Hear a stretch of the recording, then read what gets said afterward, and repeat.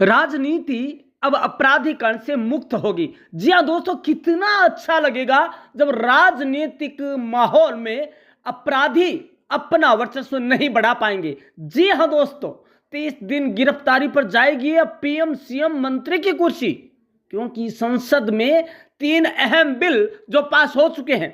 दोस्तों, केंद्र सरकार ने राजनीति और शासन व्यवस्था में एक बड़ा बदलाव करने की दिशा में महत्वपूर्ण कदम बढ़ा दिया है। दोस्तों, केंद्रीय गृह मंत्री अमित शाह ने बुधवार को संसद में 3 महत्वपूर्ण विधेयक पास किए, जिनके तहत प्रधानमंत्री, केंद्रीय मंत्री, मुख्यमंत्री या राज्य व केंद्र शासित प्रदेशों के मंत्री को तुरंत प्रभाव से हटाया जा सकेगा।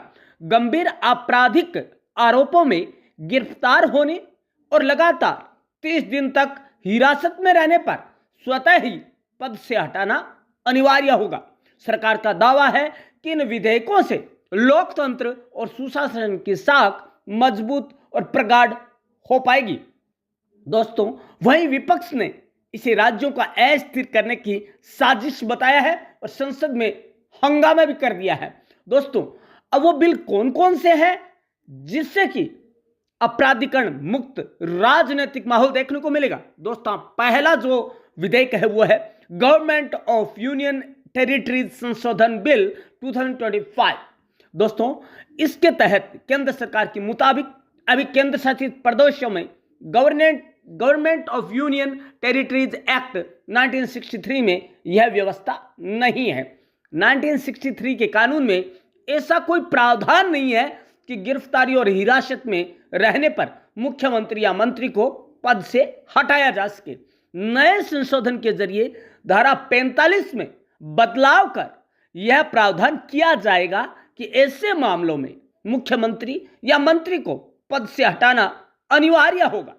अब दूसरा जो बिल रखा है वो जान लीजिए। वो बहुत बड़ा संशोधन तो नहीं है, लेकिन बहुत बड़ी बात जरूर है। दोस्तों, 130वां संविधान संशोधन बिल 2025। दोस्तों, मौजूदा संविधान में केवल 2 सिद्धि होने के बाद ही प्रधानमंत्री, मंत्री या मुख्यमंत्री को पद छोड़ना पड़ता है, लेकिन संविधान में इस समय कोई प्रावधान नहीं है कि प्रधानमंत्री, केंद्रीय मंत्री, मुख्यमंत्री या दिल्ली सरकार के मंत्री को गंभीर आपराधिक आरोपों में गिरफ्तारी और हिरासत के आधार पर पद से हटाया जा सके।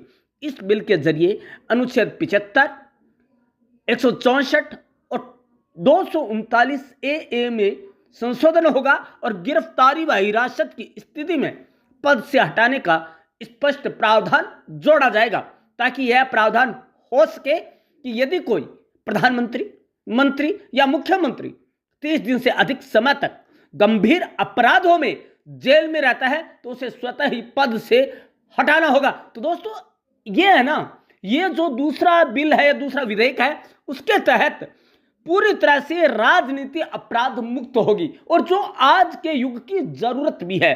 अब तीसरा जो बिल है वो और महत्वपूर्ण है, वो है जम्मू कश्मीर पुनर्गठन संशोधन बिल 2025। दोस्तों, जम्मू और कश्मीर पुनर्गठन अधिनियम 2019 में भी ऐसा कोई प्रावधान नहीं है कि मुख्यमंत्री या मंत्री को गंभीर अपराधों में गिरफ्तारी और हिरासत की स्थिति में हटाया जा सके। अब नए संशोधन से धारा 54 में बदलाव किया जाएगा। जी हां दोस्तों, जिसके बाद यदि सीएम या मंत्री गंभीर आपराधिक मामले में 30 दिन से अधिक हिरासत में रहता है तो उसे पद छोड़ना ही पड़ेगा।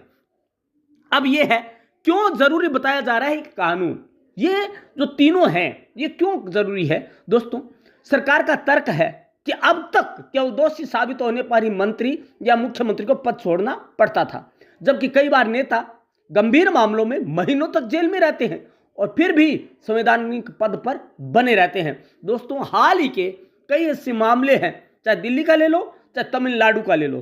दोस्तों, ये दोनों ऐसा हुआ कि सारा कुछ मामला साफ होने के बाद, क्रिस्टल क्लियर होने के बाद भी मुख्यमंत्री बने रहे या मंत्री पद पर बने रहे। तो सरकार का कहना है कि ऐसे मामलों में लोकतंत्र और प्रशासन की गरिमा प्रभावित होती है और खंडित होती है। वह अक्षुण्णता, वो आपका गरिमापन, वो respect of democracy that will be the harmful for us. नया कानून इन खामियों को दूर करेगा।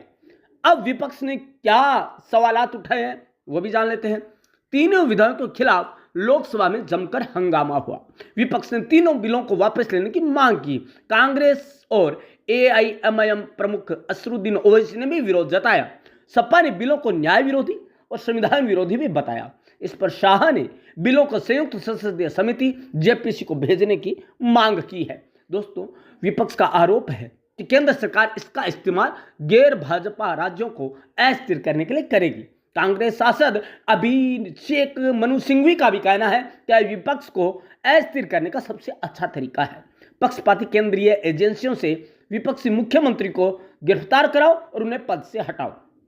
चूंकि ये विधेयक सीधे संविधान पदों और राज्य की राजनीति को प्रभावित करते, इसलिए विपक्ष ने इसे लोकतंत्र पर हमला बताया है। दोस्तों, बिल को लेकर विवादित बिंदु क्या है, किस वजह से विवाद हो रहा है? इन विधेयकों में साफ कहा गया है कि यदि कोई प्रधानमंत्री, जी हाँ दोस्तों, यदि कोई पीएम, यदि कोई सीएम या मिनिस्टर 5 साल या उससे अधिक की सजा वाले अपराध में गिरफ्तार होकर 30 दिन से अधिक जेल पर समय तक जेल में रहते हैं, कितने 30, तो उसे 31वें दिन पद स्वतः छोड़ना पड़ेगा। राष्ट्रपति प्रधानमंत्री की सलाह पर या राज्यपाल मुख्यमंत्री की सिफारिश पर औपचारिक रूप से पद को समाप्त कर देंगे। हालांकि बिल में अभी तक ये स्पष्ट नहीं किया गया है कि गंभीर अपराध की परिभाषा क्या होगी, लेकिन दोस्तों विपक्ष को आशंका है कि इसी अस्पष्टता का इस्तेमाल राजनीतिक बदले की कार्यवाही में किया जाएगा। अब एक बिल हो रहा है दोस्तों, इसी के साथ बताना जरूरी है, ऑनलाइन गेमिंग पर भी बिल आ गया है। दोस्तों, इसके अलावा केंद्र सरकार ने ऑनलाइन गेमिंग पर बैन लगाने वाला एक अन्य बिल पेश किया है। इसमें ऑनलाइन मनी गेमिंग, विज्ञापन और लोगों को खेल के लिए उकसाने पर सख्त प्रावधान, दोषी पाए जाने पर 3 साल तक की सजा, 1 करोड़ रुपए तक की जुर्माना राशि या दोनों का प्रावधान किया है। कैबिनेट ने इसे 19 अगस्त को ऑनलाइन गेमिंग बिल को मंजूरी भी दे दी है। दोस्तों, अगर ये तीनों बिल पास हो जाते हैं तो यह भारतीय राजनीति में ऐतिहासिक बदलाव ही नहीं, जबकि राजनीति का शुद्धिकरण भी होगा। दोस्तों, अब नेताओं को केवल दोषी ठहराए जाने का इंतजार नहीं करना पड़ेगा, बल्कि गिरफ्तारी और हिरासत भी उन्हें पद से हटाने का कारण बन सकती है। हालांकि विपक्ष का दावा है कि सरकार केंद्रीय एजेंसियों का दुरुपयोग करके विपक्षी नेताओं को फंसा सकती है और सत्ता की राजनीति को अपने पक्ष में मोड़ सकती है। लेकिन दोस्तों, कितनी खुशी की बात होगी, कितनी खुशी की बात होगी यदि राजनीतिक अपराधीकरण दूर हो जाए या राजनीति एकदम स्वच्छ हो जाए तो कितना अच्छा लगेगा। दोस्तों, आपको बता दें कि यदि ऐसा होता है तो यह भारत के राजनीतिक इतिहास में एक बहुत बड़ा बदलाव होने वाला है।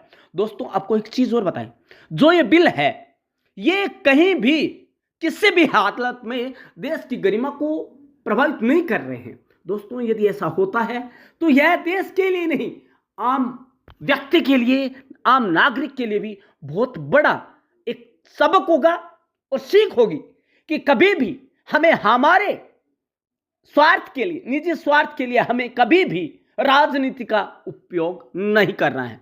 दोस्तों, विधेयक को पेश करने का उद्देश्य भी यही है। विपक्ष के भारी विरोध के बाद सरकार ने इस विधेयक को संयुक्त संसदीय समिति जेपीसीसी के बाद भेज दिया, लेकिन सरकार यह दावा कर रही है कि यह बिल राजनीतिक शुद्धता और सुचिता के लिए है और इसका लाभ मिलेगा। सरकार का कहना है कि कोई भी निर्वाचित प्रतिनिधि, चाहे वो बीजेपी हो चाहे किसी भी दल का हो, भारत की राजनीति की आशाओं और आकांक्षाओं का प्रतिनिधित्व करते हैं। नेता और मंत्रियों से अपेक्षा की जाती है कि वह राजनीतिक हितों से ऊपर उठकर केवल जनहित और जन कल्याण के लिए कार्य करें। अगर उनके आपराधिक मामलों में शामिल होने की वजह से जनता की अपेक्षा को चोट पहुंचे तो ये गलत है और उसे सही करने के लिए ये तीनों बिल रामबाण साबित होंगे।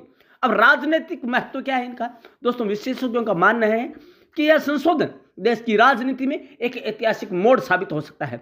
हाल के वर्षों में ऐसी घटनाएं देखने को मिली है जब मुख्यमंत्री या मंत्री जेल में रहते हुए सत्ता का सुख भोग रहे थे। यह बिल उस प्रवृत्ति पर लगाम करने की एक कोशिश है और सरकार का यह कदम राजनीतिक सुचिता बहाल करने और भ्रष्टाचार पर सख्ती का संदेश देता है, जबकि विपक्ष से सत्ता का राजनीतिक हथियार बताना जो एकदम गलत है दोस्तों। क्योंकि यदि वो ये कह रहा है, यदि कोई ये व्यक्ति ये कह रहा है कि नहीं ये बिल नहीं आने चाहिए, तो दोस्तों ये गलत है, क्योंकि वो बढ़ावा देना चाहते हैं राजनीति में अपराधीकरण को, जबकि ऐसा नहीं होना चाहिए। अब यह देखना दिलचस्प होगा कि संयुक्त संसदीय समिति जेपीसी में इस पर कैसी गहन बहस होती है और आगे इसका स्वरूप कैसा होता है, इसका फल जनता को कैसे मिलता है। दोस्तों अब आपको बता दें कि जैसे प्रधानमंत्री है वैसे मंत्री है और वैसे ही मुख्यमंत्री, क्योंकि दोस्तों ये सारे के सारे जनता की नजरों में एक है, क्योंकि सभी जनता के सेवक हैं।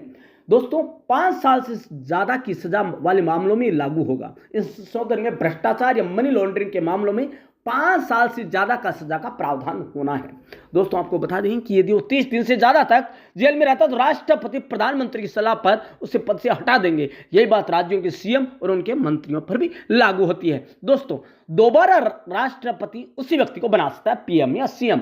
130वें संविधान संशोधन विधेयक में यह भी प्रावधान है कि उस उपबंध में कुछ भी ऐसा नहीं है कि प्रधानमंत्री या मंत्री को हिरासत में रिहा होने के बाद राष्ट्रपति द्वारा पुनः प्रधानमंत्री या मंत्री के रूप में नियुक्त किया जाने से रोक सके। यह स्थिति राज्य के मुख्यमंत्री उनके मंत्रियों पर भी लागू होते हैं। मतलब कि यदि उसने अपनी सजा काट ली और यदि वो वापस चुनाव में खड़ा होना चाहता है तो हो सकता है, ऐसा उनके ऊपर रोक नहीं है कि नहीं हमेशा जिंदगी भर तो उनके ठप्पा लग गया है कि भाई वो एक क्रिमिनल है या उसने काम किया। नहीं दोस्तों, उसके बाद भी वह मंत्री या मुख्यमंत्री बन सकता है। दोस्तों ये है सारा का सारा गणित जो है पीएम सीएम का बिल है। तो दोस्तों आप बताइएगा कि यह किस सूरत में खराब है आम आदमी के लिए, देश के लिए। दोस्तों हर ओर से यह इतना ज्यादा फायदेमंद है देश के लिए कि इसकी गरिमा, देश की गरिमा, अखंडता, शुचिता, स्वच्छता, राजनीतिक स्वच्छता है वो भी बनी रहेगी। जो आज तक नहीं हुआ वो अब होगा। तो दोस्तों